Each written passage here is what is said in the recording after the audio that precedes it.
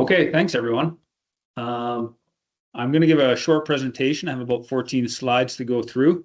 There's a lot of people obviously in this room that are quite familiar with Birchcliff, so I won't belabor anything. And then at the end, we're happy to take any questions from anyone. So my plan here is just to go through how was 2025, which was a very successful year for the company, where are we at for 2026, and where are we going beyond. So a whole bunch of exciting things happening in Birchcliff, and we're happy to share those with you today. So the right people, the right assets, and the right strategy. That's the real recipe for Birchcliff's success. Here is a copy of the advisories. If you can see them, take a moment to observe them and read them. I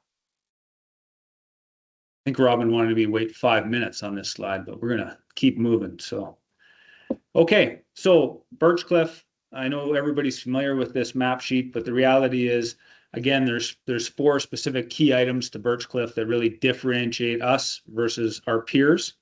The first is our world-class asset base and our infrastructure. So very simply, our company is 375 sections, so 375 square miles of Montney mineral rights.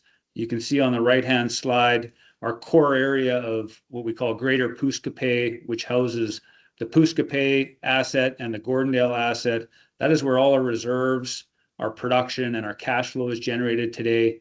We own a ton of infrastructure there, and we operate essentially all of the infrastructure in that area and that asset. And that allows us to keep our cost structure low and our pace of development under our timelines and under our control. We have a second asset in Elmworth just to the south, about 25 miles to the south of our Greater Pouce asset. Again, right on that prolific Montney fairway, where we control about 150 sections of land. And that asset today is a future development asset for the company. So a whole bunch of recent information down in that Elmworth asset has come to bear, including well tests. And I'd say over time, our goal is to develop that asset and bring some of that value forward for our shareholders. Operational excellence, the second pillar. Obviously, a lot of the people in this room are our staff. That is what makes Birchcliff so great. We've got a ton of technical expertise here in Calgary. We've got a ton of technical expertise and devoted staff up in the field as well that keep all our assets running and drill, complete, and equip and tie in all the wells that are new to us each year. So I'd say the other key foundation on the operational excellence slide is really just the culture that we have at Birchcliff, which is really driven for continuous improvement. So it's that mentality that we want to have across the entire organization through all disciplines, and that's what makes Birchcliff a special place. Financial strength. So if you read the press release, we recently just renewed our banking agreement with the 10 syndicate members of our bank. Some of you which are in the room today. So we renewed our $850 million credit facility. We extended it by a year, so we are good on our banking agreement out until May 2029. So lots of financial flexibility. Today, our debt position is $423 million on an $850 million bank facility. So lots of financial strength. I'd say the other key piece of Birchcliff is our commodity price exposure. So we sell gas and our liquids all across North America, and I'll show you in a minute a lot of our propane and butane overseas as well. So quite diversified in terms of our market exposure on all the commodities we're selling. And in addition to that, we don't have any financial contracts in place, i.e. we're not hedged. So we have full exposure to the commodity prices, which in the last few months with everything that's gone on with the war in Iran has been quite advantageous to Birchcliff. Shareholder returns. So we have a stable dividend that we pay 12 cents per annum, which is about a 2% yield. The way we think about it on a returns basis is essentially a total return. So our proposition to shareholders is we'll give you 5 to 6% growth. We've got a 2% dividend yield. And then depending on where our cash flow is, for example, 25 and this year, we'll probably convert about another 4 to 5% of debt into equity value for our shareholders. So a total return 10 to 12% in 2025, and we're on the same track for 2026. Where did we go and what happened in 2025? It was a very successful year for Birchcliff. First of all, we celebrated our 20th anniversary. So that's a big milestone in the industry nowadays. So 20 years in business. We had record production of over 80,000 BOEs a day. That production generated almost $423 million of cash flow to the business, and we spent about 307. So the business itself generated almost $117 million of free cash flow. So of that free cash flow, we paid down the debt by 15%, so almost by $75 million, and ended up at $460 million at the end of 2025. And we paid our shareholders almost $33 million of dividends throughout the year as well.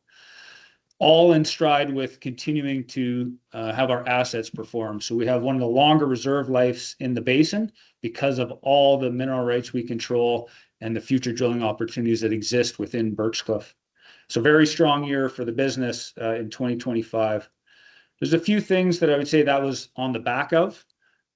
Two things, really. So internally, we look at a number of metrics when we think about our budget, when we think about our performance, and we think about measuring how we're doing on a success basis. So the first one is our capital program and how much are we spending to bring production on stream. And we really relate it to a capital efficiency. How much money are we spending to bring a new BOE a day on stream within our business? And one of the key foundations of that is obviously the per well cost. So our teams have spent diligent time, effort, and conversation, interaction with each other to really look at that entire well delivery process. And so our teams have gone through the construction, the drilling, the completions, the equipping, and the tying in of our wells, and how we deliver that well from a concept in the office all the way to on production in the field. And I'm happy to report on behalf of all of us is that we're able to reduce the per well cost 25 versus 24 by 11%, which is a big deal when you think about drilling 30 or 40 wells a year. That adds up significantly. So we had a very successful year on the capital deployment and investing in our business when we think about the actual drilling program. In addition to that, we had record low op costs. And so we have on here, again, this continuous improvement mindset, looking at infrastructure, how are we operating things, our process optimization, our field operations, how do we make sure that large base production that exists at Birchcliff continues to pull its weight. And so a whole bunch of effort in the field and in our office spent on that as well, delivered record low op costs for Birchcliff in 2025. So that's the capital cost. And the other side of it is, how is the production doing? How are we delivering on a per well basis? And so on the top right-hand side, you can see our year-over-year well productivity on an average basis for the year. And if you look at the lines in 22 and 23, at the bottom, the green and the gray, from 24 and 25 and what we're leading into today in 2026, we're seeing measured improvement. And so that, I'd say, when you think about what have we been able to do on the capital side, check, we've been able to reduce our cost by 11% on a per well basis. We've been able to increase our productivity per well almost by 50% in the last few years. And so when we think about that on a capital efficiency basis, we've improved our capital efficiency, how much it costs to bring on a BOE a day of production, by almost 30%. So very successful in terms of the ops execution in 2025. And I'd say the last thing is on the bottom right-hand side, notwithstanding the well productivity is going up, we are delivering more condensate and more liquids per well. So we almost have 100% improvement in how much condensate gas ratio we're delivering on a per well basis. So that drives right to the value and the net back and the economics of each well. So very successful year in 25.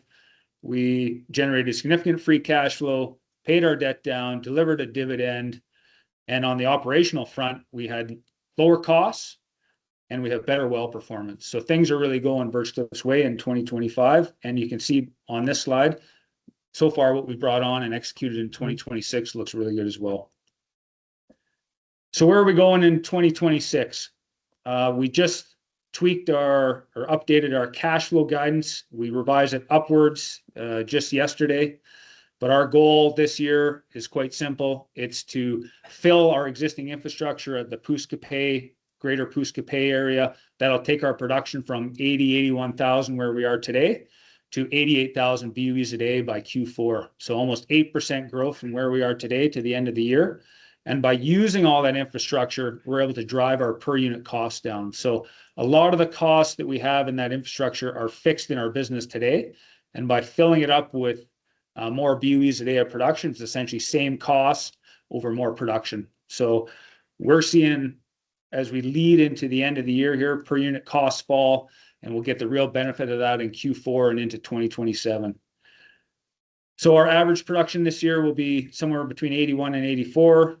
Our cash flow, which we just revised upward, will be somewhere around $455 million.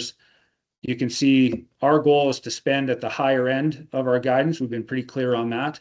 We'll spend $375 million to fill that plant.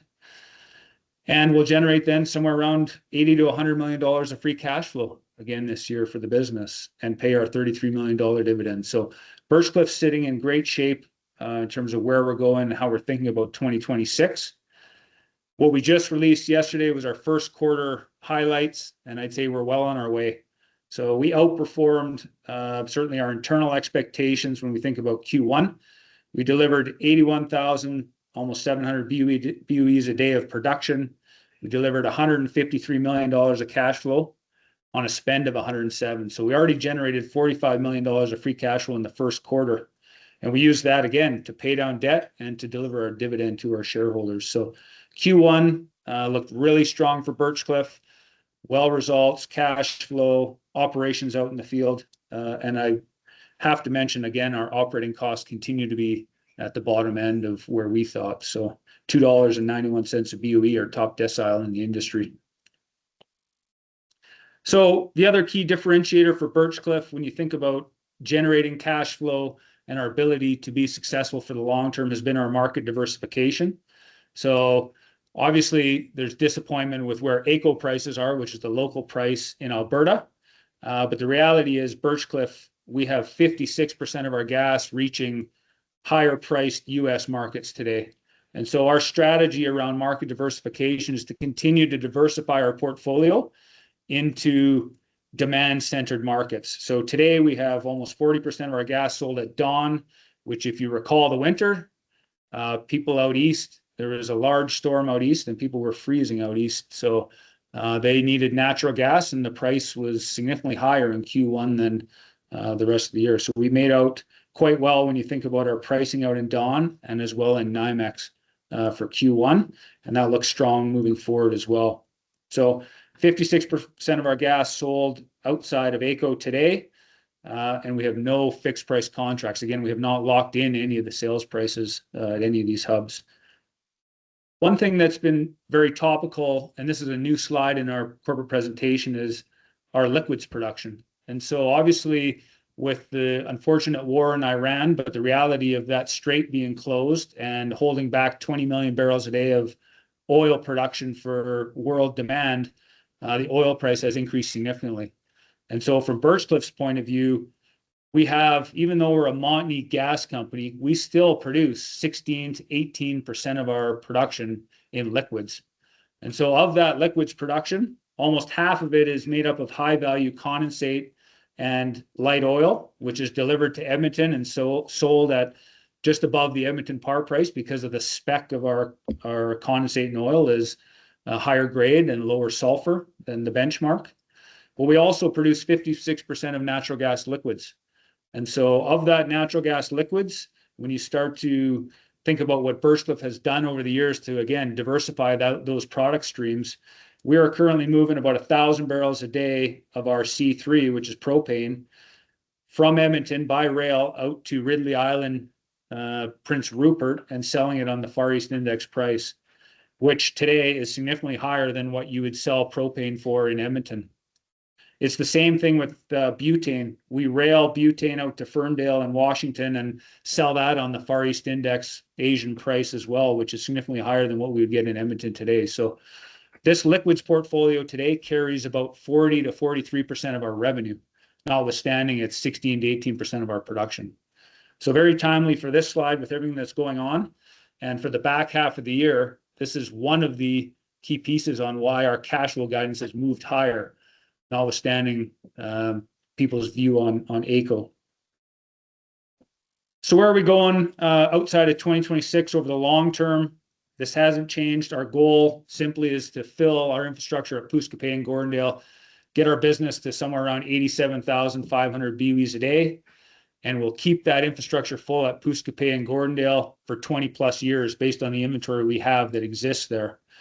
That asset will be the key cash flow generating engine of the company over the next 20 years. And so our goal today is to take some of that excess free cash flow out of that Pouce Coupe Gordondale asset and start to invest it down in Elmworth to really bring value and unlock value down in that Elmworth area for our shareholders. So you can see the blue bars on the left side is the production at Pouce Coupe and Gordondale, which stays roughly flat. And the gray wedge is essentially Elmworth coming on, where our current 5-year plan has it coming on late 2028 and ramping up to full capacity into 2029 and 2030. And from that point on, the business now is a even larger cash flow generating asset. So when you look on the right-hand side in terms of where's the cumulative free cash flow going and where's our debt going, which is the gray line, the cash flow materially continues to increase and the free cash flow as the debt falls. And so the business is positioned in an optimal spot for the future. Lots of opportunity, lots of flexibility to maneuver should commodity prices or other things change our minds. So very well laid out plan of attack for Birchcliff. So Elmworth, I mentioned Elmworth. It's 150 square miles of mineral rights that we control 100%. Our goal is to make a final investment decision at the end of this year, 2026, that would lead to then a on-stream of 100 million a day gas plant down in Elmworth in 2028, late 2028. And so that would unlock significant value for our shareholders. It would bring on some of the lowest supply cost gas in the basin. We're seeing well productivity results from our own well tests, as well as offset competitors in the area between 15 and 25 million cubic feet a day. So very prolific gas asset, 10 to 25 barrels a million of free condensate. With the gas plant that we're looking to design down here, we'll strip out 8 to 10 barrels of, again, natural gas liquids. So this future development asset really lays the groundwork for Birchcliff over the long term. The first 100 million a day plant that we're talking about is phase 1. We believe this asset can support 4 to 5 phases of 100 million cubic feet a day. So lots of potential down in Elmworth. How do we think about Elmworth in the long term? Growing a gas asset. Obviously, you saw our gas marketing diversification. We continue to work on taking gas from a supply basin at AECO and delivering it to demand basins, whether that's across the US. We continue to work on deals to move our gas elsewhere. In addition to that, we're very excited for LNG. So LNG Canada Phase 1 is on stream. There's a multitude of other projects in the hopper. The one that Birchcliff is most focused on and most involved with is we are one of the founding members of Salism's LNG. And so Salism's is a 1.8, 1.7 BCF a day project for phase 1 out on the West Coast, a floating LNG facility. And Birchcliff has the capacity or the option to deliver gas should that project get sanctioned in the next months to come. So lots of opportunity for Birchcliff to further diversify our gas and actually access world pricing, which is very exciting for our business and that Elmworth asset as we think about that into the future. That is the opportunity for the country as well. So why are we passionate about what we do at Birchcliff? It's because we know that developing responsible, reliable, low-cost gas makes a difference. So it makes a difference for how many homes we can heat here in Alberta, but also what we can do out in Dawn, where we sell physical gas, potentially in the world market as we look to enter that in the 2030s as well. So just for your reference, we produced 418 million cubic feet a day, or 418,000 GJs a day of gas last year, just Birchcliff. At 10 GJs on average per household in Alberta, we heated about 1.3 million homes. So what we do here makes a big difference for the livelihood and the functionality of this entire society. And we are bigger than what just we may think we are. When we think about Birchcliff and our company, we are delivering molecules to keep people warm and to drive our economy forward. So we are proud of what we are doing. And I'd say the other thing that's really key to Birchcliff and has been a foundation of the company since inception has just been partnerships with the community, partnerships with things that are very important to us and the Alberta culture. So obviously we're very proud of the Stampede and our Chuck Wagon partnership with Jason Glass, what the company and the business has done with Stars since inception as well. We have worked with Stars on a partnership basis where we've delivered over $5 million since inception to Stars. And of course, working with our local First Nations up where we operate, north of Grand Prairie is a key piece of our business as well. So, and that's been over the long term. There's many other things that we do as a corporation that I know our staff, our managers, our executive, our board are proud of. These are just three simple examples. So we're there in the community and we care. And so the most important piece that keeps Birchcliff ticking every day and our real differentiator is all the people. And so we've got a good chunk of our staff here today. And I encourage anyone, if you have questions, certainly you can ask them or you can visit with them at the garage or after this meeting. Obviously, the executive is available as well. So we look forward to taking any questions that anyone has.